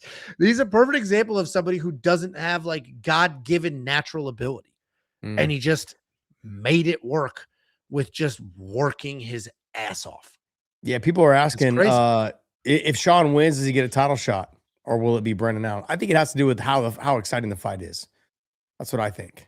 If the fight's not exciting and if he doesn't dispatch of him, like if he doesn't make him look bad, I don't think he gets a title shot. I know they want to put that fight together because they've trained together. There's a backstory together. They've got the tweets back and forth. But If I Sean, also sorry, I cut you off. No, that was on me. No, I just think if Sean doesn't look good in the fight, I think that whoever wins, if Brendan Allen gets who's Brendan fighting next? I don't think He might not be matched up, but if I think it may be Brendan Allen, it might skip the line there a little bit. I think so. Obviously, Sean versus Hamzat. There's a lot of talking. There's a narrative there. People love Sean. I get it. I think the only way you can really make that happen is if Sean defends every fluffy takedown and lets him have it. That would really create a situation where they can book that fight. Yeah. Because now it's like, look what he did. He defended these takedowns. The wrestling didn't matter. Then it's like, all right, here we go. You know what I mean? So I think, I saw an interview with Dana. I didn't watch the whole thing, but I saw a clip where he was like, I am so deep into this at this point. I am well past the trying to plan who's going to win, who's going to lose, what happens. He's like, I'm done with all of it. You put on a great fight that you could put on right now, and we'll figure out the next one after. He's like, I have no idea how half this crap's going to go, no matter what I think. It's like, that's pretty valid, unfortunately. Yeah, it's true. I mean, you've got all these guys that are ahead of him. You got Imavov, you've got Brendan Allen, you've got Fluffy, you got Strickland, you've got a group of guys that are right there that it can go any way because all of them. Kyle Baralo. Yeah, Bahalo, and then you got RDR. They're fighting. Oh, RDR and Bahalo? I think the two of them are booked for 236. Oh, is that did you get that from the guy that I get mine from? The fake fight news people? Guy? No, the fake fight news guys. Oh, you get it from Facebook clickbait? No. Facebook. No, that one's actually. Didn't you fall subject to something like that the last show?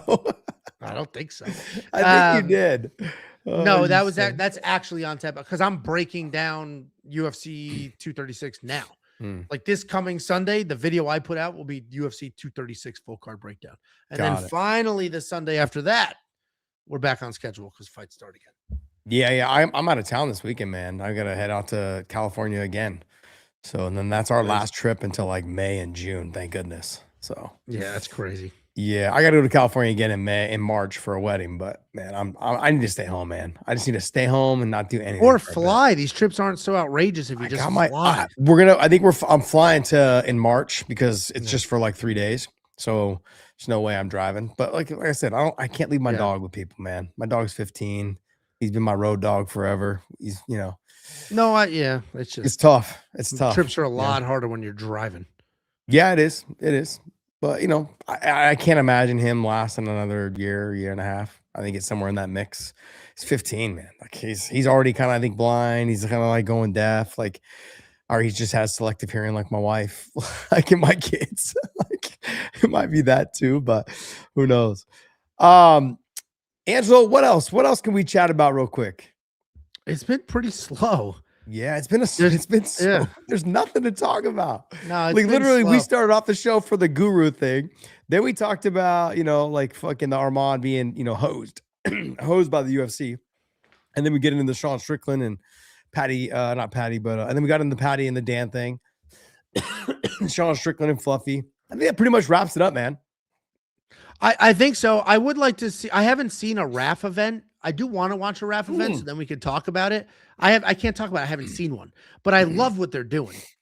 Okay, so I love exactly what they're doing, but there's also no way they're making money. They can't be making money. No, those arenas look packed, but I bet they're giving those tickets away because that's a lot of people watching wrestling. I love wrestling. Yeah, but it's something. It's different. I know you love wrestling, but it's like the matchups that people are kind of like, what if? This is the free show fights. It's a very small fan base. Like it's not like it's. I think wrestling's a bigger fan base than we give credit for. But what the problem is, though, is that wrestling is like literally just a blue collar worker person. Like they don't have money to spend on like $1,000 tickets or $200 tickets. Like they're not doing that to go watch their favorite wrestler. I do love this free show. I hope they come to DFW. And what makes it really cool is you could definitely get some sick wrestling matches put together because it's just a wrestling match, meaning you're not going to get hurt. And if you lose, who cares? Like, it's just, it's a fun thing to put together that like you could get some big names in the sport to actually compete in that. What do you mean if you lose, who cares? Like you just had Bo Nickel who didn't take the fight with the wrestling match with Yoel Romero because I'm talking about it doesn't affect your MMA career. It doesn't. So why did he not take the match? Yoel Romero still wrestled. And they were valid for flaming him for it. I don't know. I agree. Are you a Bo Nickel fan? I like Bo as a wrestler. I like the idea of Bo Nickel, but every time he talks, it's like, God, dude, you're not doing yourself any fucking favors here. I love the idea of Bo Nickel, like a dominant Division I national wrestling champion to come in this sport, but he just keeps saying things, and I'm always like, God, so cringy, dude. Yeah, I think so RAF, like I love what they're doing. I'm gonna jump on the bandwagon with you. I love what they're doing. Awesome. I hope they make money. I think they've got this connection. I think with is it Fox Sports or Fox, they're doing something with them. I love this. I love it's a good alternative. Like, look, guys like Arman able to stay active and busy during this time. Like he said, he's like, look, I did the Guru thing, made 20 grand. He talked about I made 40 grand in 2 days beating up. They didn't bet each other. Did they bet each other? Yeah, I guess it was 20 grand. You couldn't take him down in a minute. I thought it was just a bet to like, if you take me down, I'll give you 20 grand. No, I think it was. I think it was 20 grand both ways. If it was 20 grand both ways, that's objectively the dumbest bet in the history of time. How do you do even money? How do you even, it should be like, if I take you down, you give me 100 grand. Like even money is an outrageous thing. It's not a level playing field.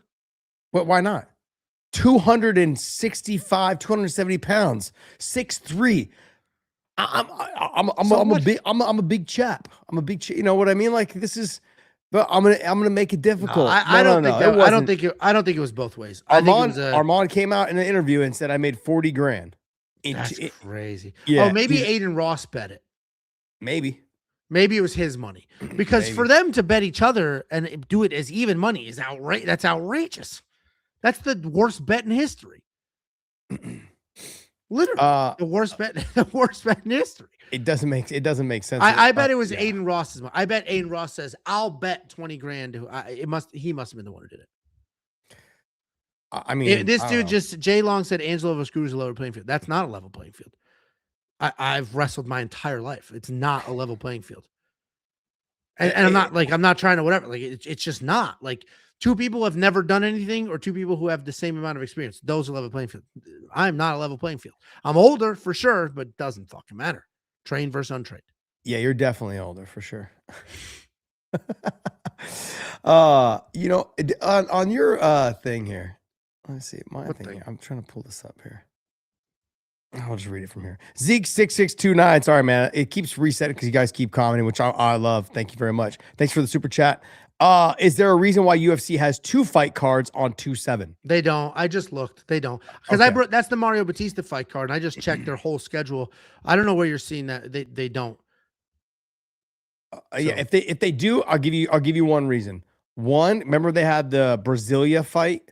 One was in Brazil, and then the other one was like in Abu Dhabi or something. So the time changes. You could do one in the afternoon. You could do one in the evening. The UFC did that? Yeah, the UFC did that.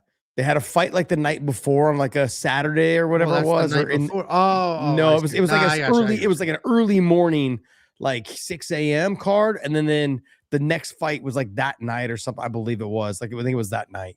They had like a 2-night fight thing or something, I believe. During COVID, I remember they had one. I think that was during COVID. That was the Brasilia card. Well, it was all in Abu Dhabi. It was back to back. Not the same day. It was like a Friday and a Saturday or Saturday. Yes, like that. But no, one was in Brasilia and the other one was in Abu Dhabi, I believe. So the time change was so different that they went ahead and did it. So it was 2 cards. You have to remember the other reason why they would do something like that is they understand that they've got all these fighters on a roster and they do guarantee them 3 fights in a calendar year or in a year. Sorry, within a year. So they have to make sure that these fighters are at least being offered the fight. I don't know where he's doubling down saying one's in the morning, one's whatever. I'm looking at the UFC schedule on their own website on Tapology. I only see the Batista Oliveira fight. I see nothing else on that. Where are you seeing there's a second event? Don't know, man. So I want to look it up. I'm not seeing it. Yeah, maybe there's but even UFC Jiu-Jitsu is not on the same day. Like that's what I'm wondering where you're seeing it, Zeke. I'm curious to look it up. Yeah, I don't see. You don't see it? No, All right, well, literally nowhere. So I don't Interesting. know. Zeke's usually pretty reliable too. He's one of our longtime. Oh, I'm not listeners. I'm just I'm curious what I'm missing because he had start times too. Here, UFC February 7th. February 7th. Yeah, there's only one. Even AI says there's only one. Who's the main event on that? That's Mario Batista versus Mario Lock Batista. Dog Oliveira. Lock Dog Oliveira. That's his name, Lock Dog. That's his nickname. That's not me saying he's a lock. That's his nickname. That's all, Lock Dog. I actually picked Mario. I picked Oliveira or Mario Batista based off of the Umar loss. I was like, that was an incredible loss. Zeke says he saw it on ESPN. Unreliable ass ESPN. Wow. No, dude, ESPN's not very. ESPN is more reliable than the UFC. The UFC is their own website is the most unreliable, but ESPN's not far behind. I'm trying to see where they have their own. These guys trying schedule. to poke fun of me right now. These guys trying to poke fun of me. He made it up like the JDM versus the Morales dude. Zeke, what you're seeing is a PFL event at 8 a.m. or 9 a.m. He saw Nurmagomedov. It's Nurmagomedov versus Davis. Usman. That's PFL. That's PFL in the morning. The only UFC event that day is in the Yeah, he actually says, I apologize. It's the PFL 9 a.m. Yeah. Zeke's a good dude, man. He's always been. I was hoping I was like, ooh, maybe there is like some secret double event that, you know what I mean? Like something. Yeah. Meat Rocket, Lock Dog. That's his nickname. That's wild, man. That's wild. That's his nickname. He's awesome. Oh, jeez, man. All right, guys. Hey, we're going to wrap this up. I want to thank you guys so much for all the super chats. And, like I said, I've been trying to keep the show positive. And I wasn't going to go hard in on the paint. I'm trying to keep the show positive. You started this whole show with like this fat gimp. That's how you started the show. I thought he was in a wheelchair. Someone told me he was in a wheelchair. So you should be proud of him. That he can walk now? If you thought he was in a wheelchair and then he was over there wrestling Arman Sarukia, that's the glow up of a century. Yeah, I mean, like he was healed. He was healed. yeah. Oh man, it says. All right. Well, hey guys, I want to thank you guys so much. If you guys have any other questions, go ahead and drop them real quick before we wrap this thing up. But there's a couple people on here saying, I don't know who the fuck is Richard, by the way. Richard fretting over AJ's or JA's, an opinion on that. I think, are they calling you Richard? No. Is it this? Oh, Richard, here we go. Richard says Guru is the man. I don't know him. I mean, maybe you know him. I want to just let you know, Richard, he's not going to sleep with you, man, just because you're protecting him on my show right now. He's not going to sleep with you. Okay. So let it be. Morales might. That's all you. Mission unsuccessful, Josh. I wasn't trying to be dig on him. Hey, Guru did his thing. Good on him. I'm glad he's on a wheelchair. I'm glad he was saved and he's able to walk. Good on him. I'm glad that our mom was able to cash out. And hey guys, go to WeWantPicks.com/offer. WeWantPicks.com/offer. Use the promo code ANDSTILL. Also, too, check out We Want Picks. You guys want over there on their YouTube channel. Jacob does a great job breaking down the fights. I know it competes with me, but I'm going to go ahead and throw that out there. He does a really good job as well. The live companions. He does the live companion where he actually gives you guys the bets if you guys are into the betting. Check him out over there. Also, like I said, hit the WeWantPicks.com/offer. The reason why I'm telling you that, they're not telling you who to bet. They're not. We kind of do. Like, I place bets with my own money. Jacob plays bets with his own money. We say, hey, this is what we did with our money. But also, here's a shit ton of tools and information. Here's who the AI thinks wins. Like, here's everything you need to arm yourself to head into a weekend and make a couple of bucks. Yeah. Now, it's friggin' $10. Like, it's not, this isn't like you have to be betting $100,000. It's $10 a month. Yeah, you pay the $10. Everything you could ever need. And you can cancel anytime. That's the other thing. Yeah. People think there's no like, oh, you got to pay it one more month before you can get out. No, there's no contracts. Literally, like you pay the $10. Leave it an MMA I tried it when we moved. I moved, and I was like, hey, I'm moving. I got to cancel. Okay, yeah, 90 days notice. I'm like, dude, I'm fucking moved. Sorry, 90 days. I'm like, what a scam this is, dude. You don't just cancel your credit card? No, I know that. It's a whole. I mean, like every payment comes from that. Like it's a big deal to do that. Just But that was cancel a like card. 90 days is crazy. If you're ever gonna Scam. join a gym, Set just up a put it on a temporary- card that you would put it on a card you never use. A prepaid card, honestly. It's just that one exactly. Put it on a prepaid if you want. You can always leave and come back, do whatever you want. Anyways, it's one of those things. All right, Zeke662 has a comment or has a super chat here. You want to read that for us there, Angelo? My eyes are getting a little gloopy. Hey Josh, how do you feel about your favorite? Oh, I thought you were setting me up. You really can't see this. Hey Josh, how do you feel about your favorite fighter, Colby Covington, calling out GSP for a wrestling match? What's with him and fighters? Question mark. Look, He I smokes GSP. I don't mind Colby. I'm not a huge Colby fan. Podcast Dave is a huge Colby fan, like just stroking Colby, like he loves Colby Covington. Bottom line is it's a good call out. It's a great call out.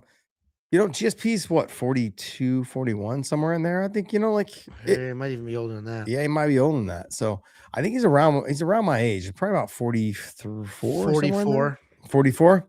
Yeah. I think this has been Colby's MO, right? It's like he wants to fight the older guys. He wants to fight the guys that, he feels like he has a little leg up on. So I get that approach. I understand. That's what he's doing. I mean, he's taking the Jake Paul approach. That's what Jake made a ton of money doing that. I would love to see what hold on, let me ask Google AI real quick. How much are RAF wrestlers getting paid? Oh, $1,000. No. Oh, this is NIL. This is No. Google it. This isn't I publicly. I can tell you a couple guys I know they got paid six figures. That's couple of outrageous. Dave, RAF won't be here in 2 years, dude. That's too much money. Got paid well.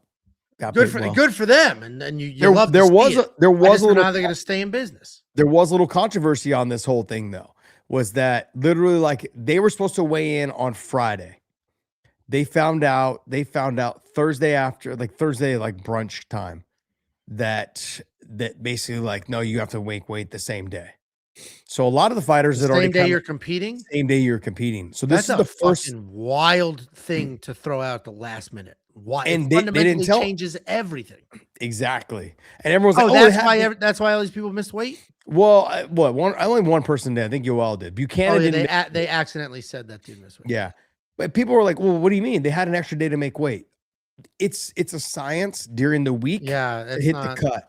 Like I don't start really cutting weight until literally like I diet down, nutrition down during that week. I water load. If your water load is already done, it's planning to make weight on Friday, and you stop water loading, you're sucked up. You're dried out by the time you're actually getting ready to make weight. This makes it even way more difficult to cut the weight.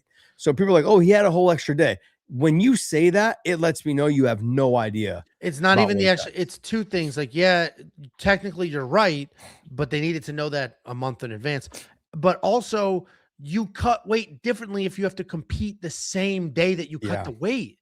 You don't cut as much. You literally would lose more mass going into the camp so that you don't have to cut as much water weight. If you're wrestling that same day, you don't want to be cutting 20 pounds. You want to cut like 12.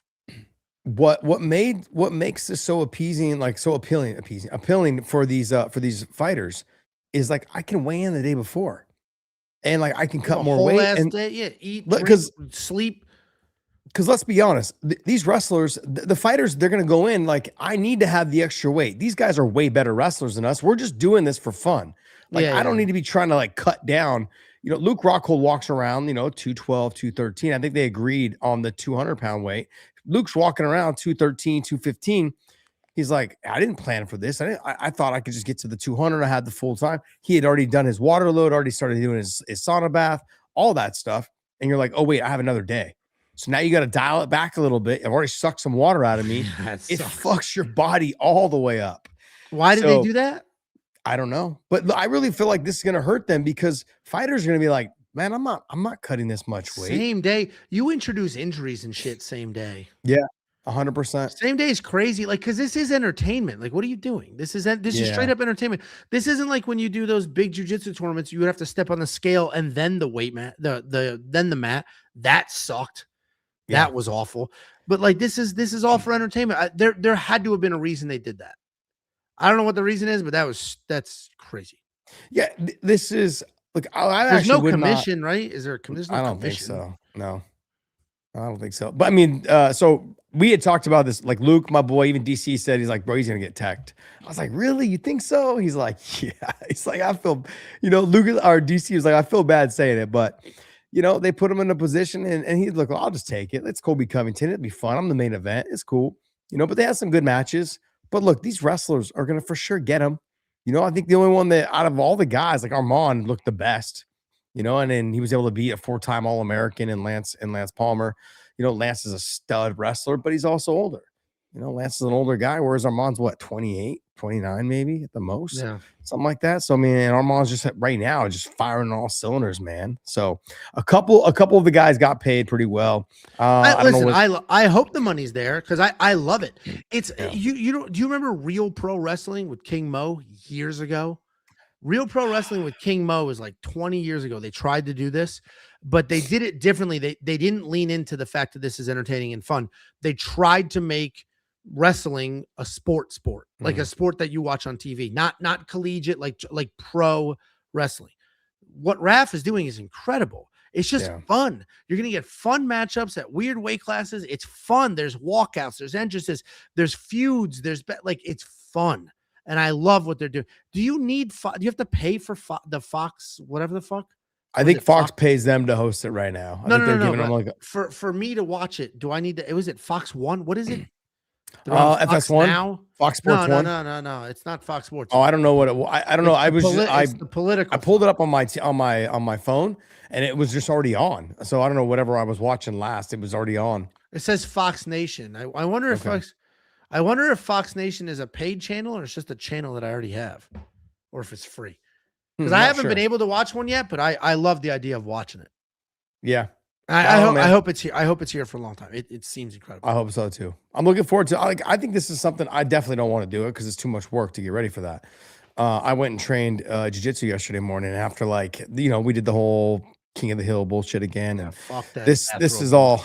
This is, and we were in our gis, and this is it's the first week of January or second week of January. It's fucking all this new year, new me bullshit. All these dudes in here people just there fucking ripped and shit. Yeah, I'm like, oh, dude, where'd you come from?